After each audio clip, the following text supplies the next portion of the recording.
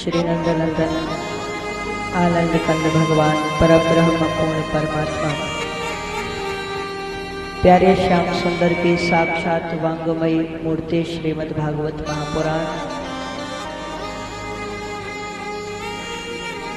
श्रीमद् भागवत जी की कथा का द्वितीय दिवस।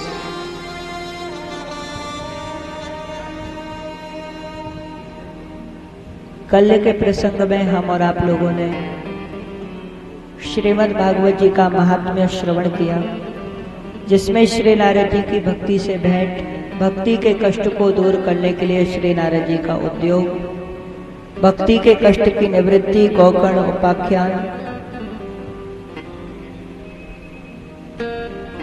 और एक अध्याय में श्रीमद् भागवत सप्ताह श्रवण विधि हम और आप लोगों ने श्रवण करी और श्रीमद् भागवत महापुराण का प्रारंभ। प्रेम से कहो जय श्री राधे।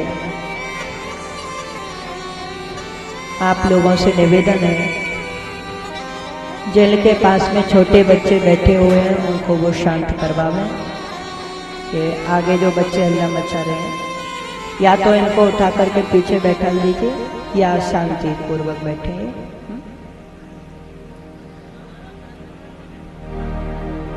बच्चों पीछे जाके बैठ जाओ आप लोग।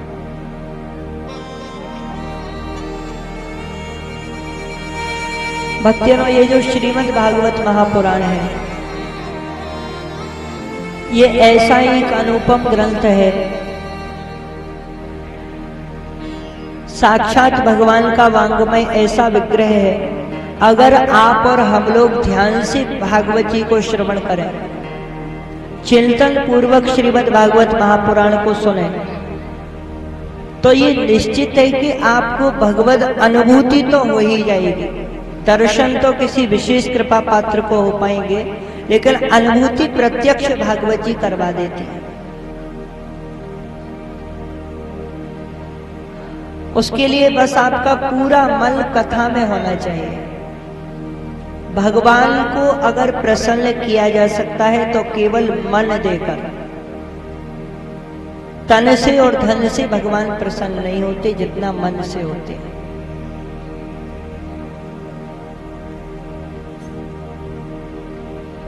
लेकिन मन देने से भगवान प्रसन्न तो हो जाते हैं। उसमें प्यारे प्रभु ने शर्त रखी है। अगर हम भगवान की उस शर्त को मान लेते हैं तो हमारे मन को फिर भगवान स्वीकार कर लेते हैं। कैसा मन चाहिए प्रभु को? प्यारे प्रभु ने कहा, निर्मल मन जन सो मोहि पावा, मोहि कपट छल छिद्र न भावा। आप लोग अपने अपने इष्ट देव को, अपने प्रभु को, अपने भगवान को मन तो दो, लेकिन वो निर्मल मन होना चाहिए। छल कपट से, ईर्ष्या से, अहंकार से भरा हुआ ना हो।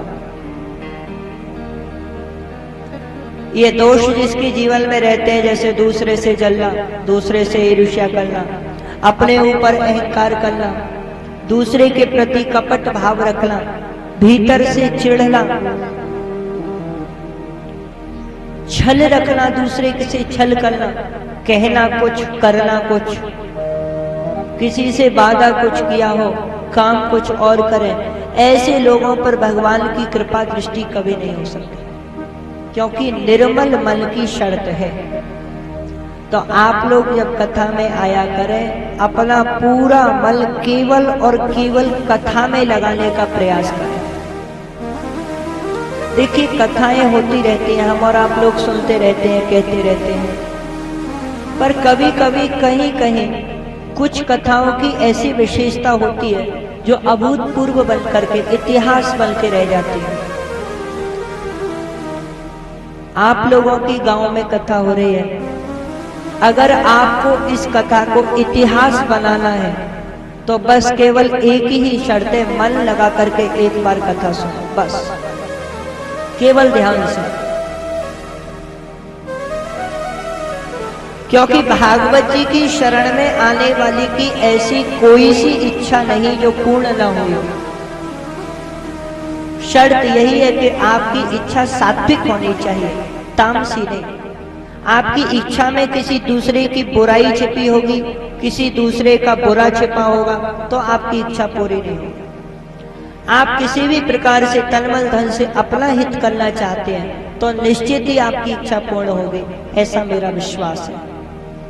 भागवत जी का प्रारंभ श्री व्यास जी महाराज ने किया है।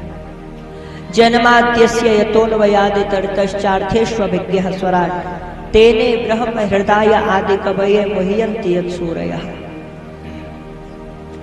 बोले जन्माद्यस्य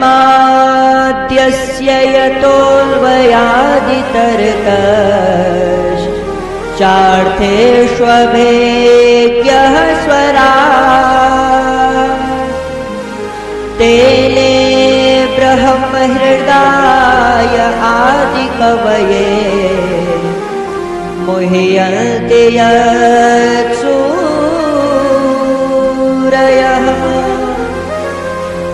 तेजो वारिमृतां यथा विनिमयो यत्र त्रिसर्गो मृषा धाम्ना स्वेन सदा निरस्तकुहकम् सत्यं परं धीमहि। धाम्ना स्वेन सदा निरस्तकुहकम् सत्यं परं धीमहि।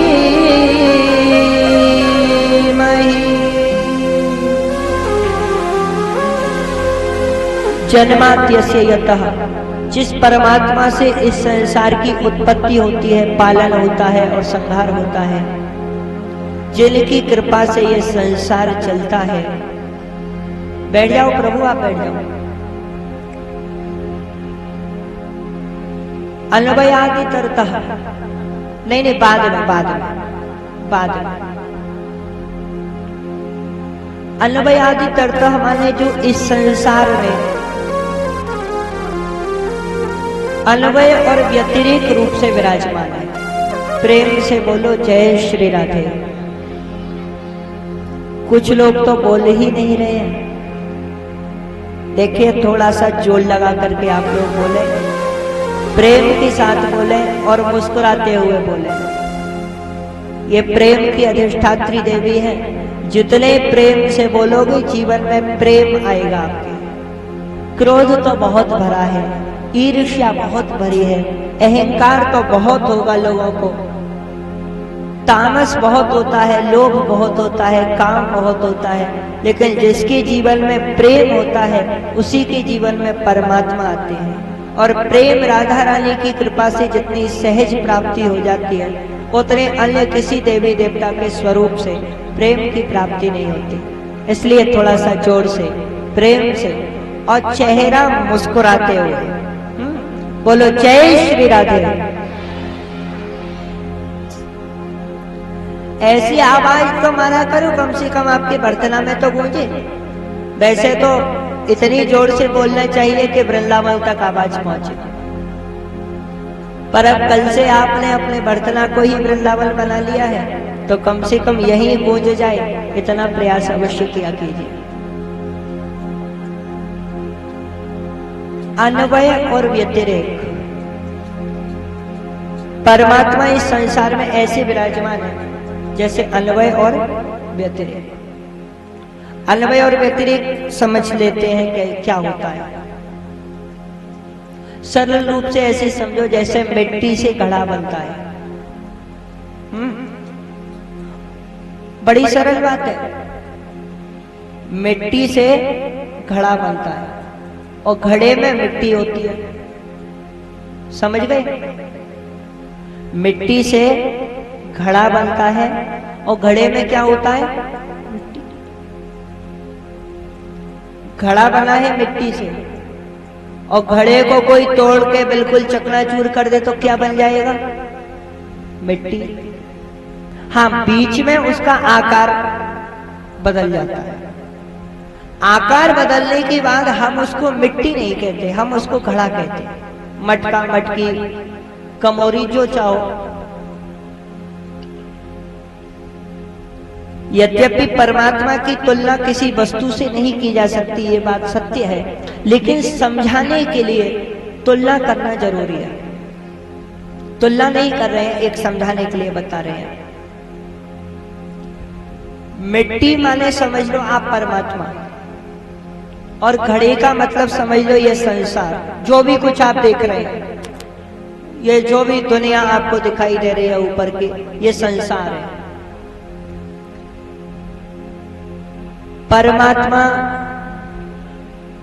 से संसार बना और संसार में परमात्मा है, कण कण में भगवान है। मिट्टी से घड़ा बना अर्थात मिट्टी का घड़े में अन्वय और घड़े का मिट्टी से व्यतिरेक। समझते चलना, अन्वय और व्यतिरेक का अर्थ बता रहे हैं। शब्द बदल गए हैं, समझ में आप सबकी में आ सकता है।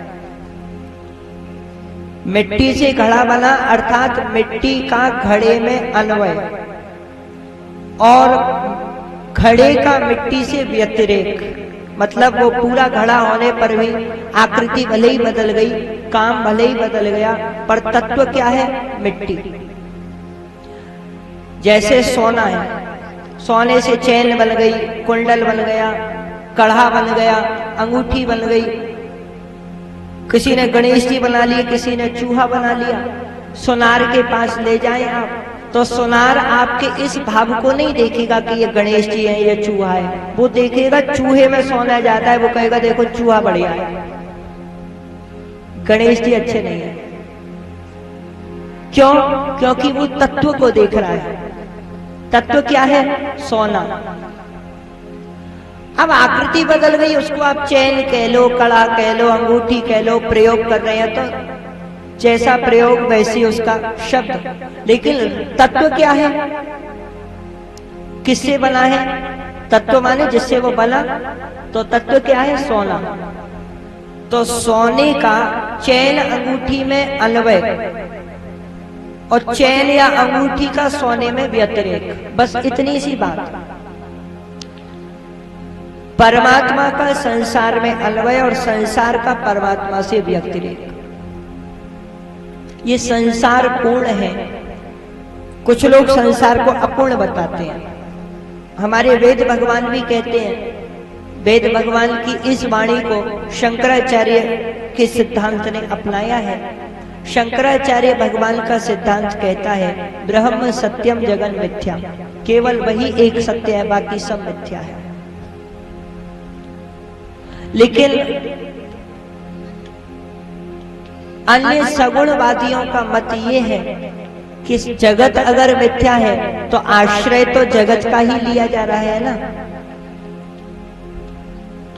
भाई जैसे कांटा है, पैर में कांटा लग गया, दूसरे कांटे से आपने पहले कांटे को निकाला और फेंक दिए दोनों, क्योंकि ना तो आपके काम का पहला था कांटा जो पैर में लगा, नहीं आपके काम का वो कांटा है जिससे आप निकाल रहे हैं। कांटे दोनों हैं, पर एक कांटे को निकालने के लिए दूसरे कांटे का आश्रय लिया और दोनों फेंक दिए। होता है कि नहीं? नदी पार करी, नाव वहीं छोड़ दी। कोई सोचे नाव भी मूड़ पे ले चले, आगे बहुत सफर है। तो यह सगुणवादियों का मत है कि संसार झूठा तो है, संसार मिथ्या तो है। ये बात बिल्कुल सत्य है कि संसार किसी काम का नहीं, लेकिन इस संसार के आश्रय से परमात्मा की प्राप्ति करी जा सकती है। जब परमात्मा प्राप्त हो जाए तो इस संसार को छोड़ दो और फिर छूट तो अपने आप ही जाता है। यही अन्वय और व्यतिरेक है। कण कण में भगवान है और कण कण ही भगवान है।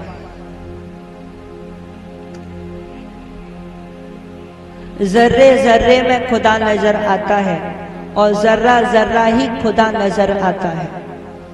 कण कण में भगवान है और कण कण ही भगवान है। सुनने में दोनों वाक्य एक जैसे लगते हैं, पर अंतर बहुत बहुत बड़ा अंतर है। कण कण में भगवान का मतलब हो गया परमात्मा का संसार में अन्वय और कण कण ही भगवान है का मतलब हो गया संसार का परमात्मा से व्यतिरेक। कण में भगवान है मतलब कण अलग हो गया, उसमें भगवान अलग हो गया। और कण कण ही भगवान है, बोले वो कण है ही नहीं, वो भगवान ही है जो कण के रूप में दिखाई दे रहा है। और इसी बात को गोस्वामी श्री तुलसीदास जी महाराज ने लिखा, जड़ चेतन जग जीव जत सकल राममय जान, बलदों सबके पद कमल सदा चोरी जुग पान। सिय राममय सब जग जानी, करहूं प्रणाम चोरी जुग पानी। सारे जगत को सिया राममय देख करके मैं सबको प्रणाम करता हूँ। और ये भावना जिसके मन में आ जाती है कि सबके भीतर परमात्मा है, वह व्यक्ति पत्थर का भी अपमान नहीं करता है, पत्थर का भी वो सम्मान करता है।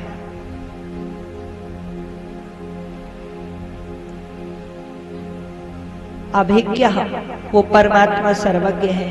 स्वराट अर्थात स्वेन राजते स्वराट, जो स्वयं प्रकाशितवान है, सारे संसार को जो प्रकाश देते हैं पर उनको कोई प्रकाश नहीं देता। तेने ब्रह्म हृदय आदि कवये, जिन्होंने आदि कवि ब्रह्मा जी के हृदय में ये भागवत रूपी ज्ञान प्रकाशित किया। कैसा ज्ञान? बोले मुह्यन्ति यत् सूरयः, सूर्य अर्थात विद्वान, अपि मुह्यन्ति अर्थात मोहं प्राप्नुवन्ति, बड़े बड़े विद्वान भी मोह को प्राप्त हो जाते हैं। ऐसा ये भागवत का ज्ञान। भागवत जी में ऐसे अनेक रहस्य हैं, हमने तो भक्तों ने स्वयं अनुभव किया है, हमारे पंडित जी लोगों ने भी अनुभव किया होगा जो मूल पाठ करते हैं। अन्य 17 पुराण पाठ करने में थोड़े सरल है, अन्य 17 पुराणों को समझना थोड़ा सरल है, भागवत जी ही सबसे ज्यादा कठिन है। भागवत जी का ही एकमात्र विषय ऐसा है, आजकल लोगों ने बड़ा सरल बना दिया है, हर कोई कथा करना शुरू कर दिए, हर किसी के बस की बात हो गई है। अब आज जिसको देखो वो भागवत जी की कथा ही कर रहे हैं, भले ही समझ में ना आवे क्या बोल रहे हैं महाराज जी, विषय है या अपने चुटकुलों में ही निकाल दिया टाइम, पता ही नहीं। परंतु आज भी भक्तजनों भागवत महासागर है, सागर नहीं महासागर। श्रीमद् भागवतार्णवम, अर्णव माने समुद्र, सागर। और ऐसा महासागर है ये कि आज भी ये कहावत विद्वानों में प्रसिद्ध है कि विद्यावतां भागवती परीक्षा, विद्वानों की परीक्षा भागवत जी में हो जाती है। हम तो किसी की भी भागवत जी की कथा सुने सो ही समझ में आ जाता है कितने पानी में है। बड़े बड़े विद्वान दुनिया में कितनी भी पीएचडी कर लो, कितनी भी संस्कृत पढ़ ले कोई, कितने भी किसी ने ग्रंथ और वेद उपनिषदों का अध्ययन किया हो, लेकिन ये निश्चित है भागवत जी में उसकी परीक्षा हो जाएगी वो कितना विद्वान है। भागवत जी का हर शब्द व्याकरण से सिद्ध नहीं होता, सबसे बड़ी समस्या तो ये है। कुछ शब्द तो ऐसे हैं जो किसी भी प्रकार की व्याकरण से सिद्ध होते ही नहीं है, अब लगाएं बुद्धि कहां से आएगी। इसीलिए भागवत जी में सबसे पहले जरूरी ज्ञान नहीं है, भागवत जी में सबसे पहले जरूरी है भगवत कृपा।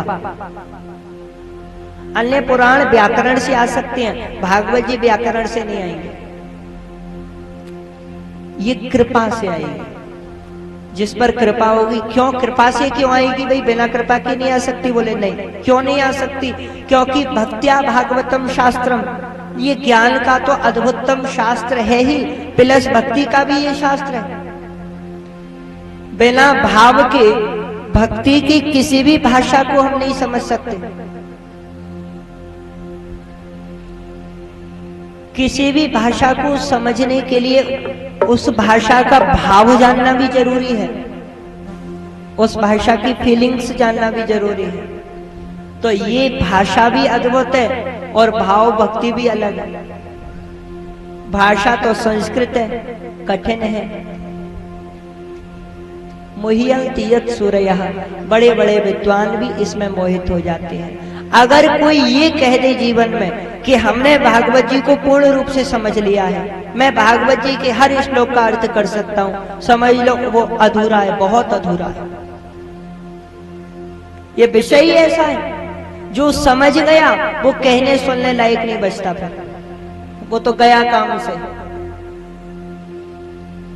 सो जानहो जेहि तेहि जनाई, और जानत तुम ही हो ही जाए। गोस्वामी जी ने कहा जिसने जान लिया फिर वो जनाने लायक कहां रह जाए, वो तो गया काम से, वो तो उस भाव में सागर में डूब जाएगा। फिर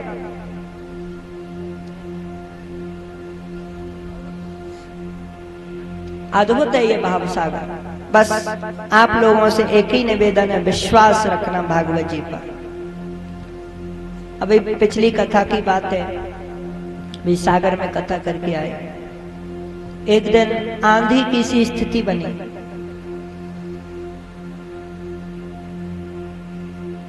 यहां भी बनी थी कल रात में। आज मैं आपको विशेष बात बता दूं। हमारे यजमान के सुपुत्र थे पिछली कथा में, उन्होंने कहा बोले महाराज जी आंधी आ रही है, भागवत जी हटा लें क्या? बरसात में अगर भागवत जी भीग गई तो? हमने उनसे कहा विश्वास रखें, दुनिया की सारी